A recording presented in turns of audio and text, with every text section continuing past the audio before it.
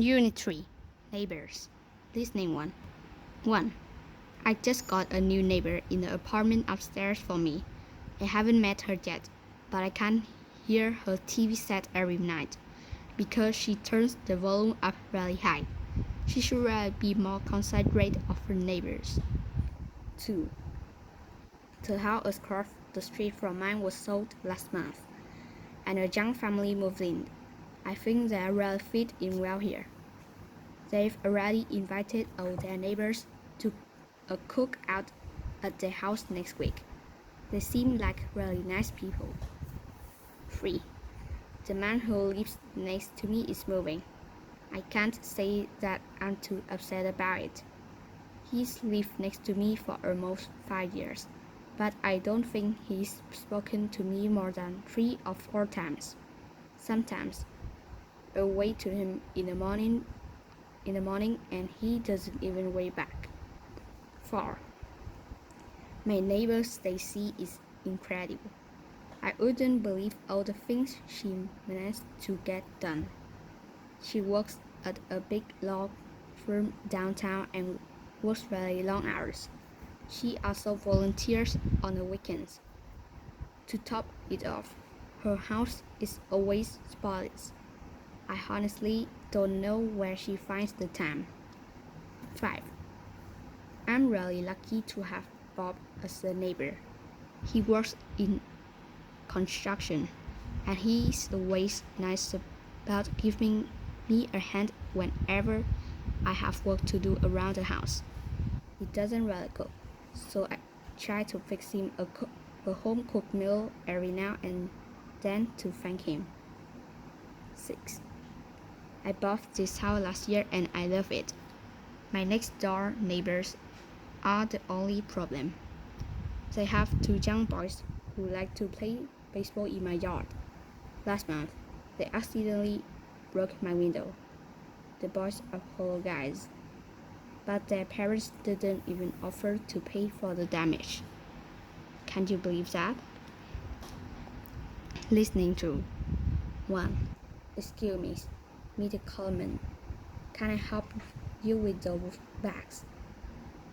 They look pretty heavy. Oh, thank you, Brain. That's very kind of you. If you could take this one. It has most of the heavy stuff.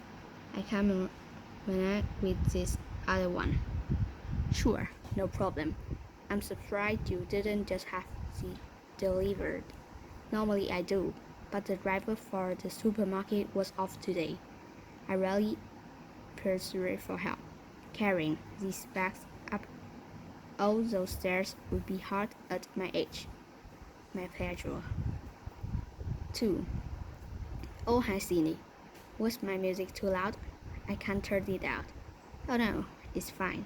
I just came over to ask if you have a hammer that I can borrow. A hammer? Yeah, my brother got me this beautiful painting for my birthday, and I want to hang it on my wall. Is your birthday today? Yesterday actually. Well, happy birthday anyway. Let me go get you that hammer. Thanks. 3. Hello? Hello, Miss Joyce? Yes, this is Kyle Rutherford from down the street. Are you by any chance having a party this evening? Yes, I'm actually. I see. Well, some of your guests have parked in front of my house, and their cars are actually blocking my driveway. I need to go downtown, but I can't get my car out. I'm sorry, I'll ask them to move their cars right away. Thank you. 4. Excuse me. Hi, my name's Jack. Hi, Jack. I'm Marissa. Nice to meet you. So it looks like we're going to be neighbors soon? Yeah, I guess so. Are you moving in all by yourself? My brother is supposed to be helping me, but I'm not sure where he is. I've called him a couple of times, but I haven't gotten an answer. Well, if you like, I can help you until he gets here. Oh, I couldn't ask you to do that. We just met. It's no problem, really. After all, What are neighbors for? 5. Yes? Oh, hi. It's Mr. Whittemore, right? I'm Hillary Wilson. I live 2 doors down.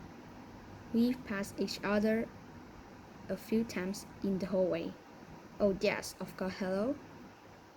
I know we don't know each other very well, but my husband and I are going on a trip for our anniversary anyway.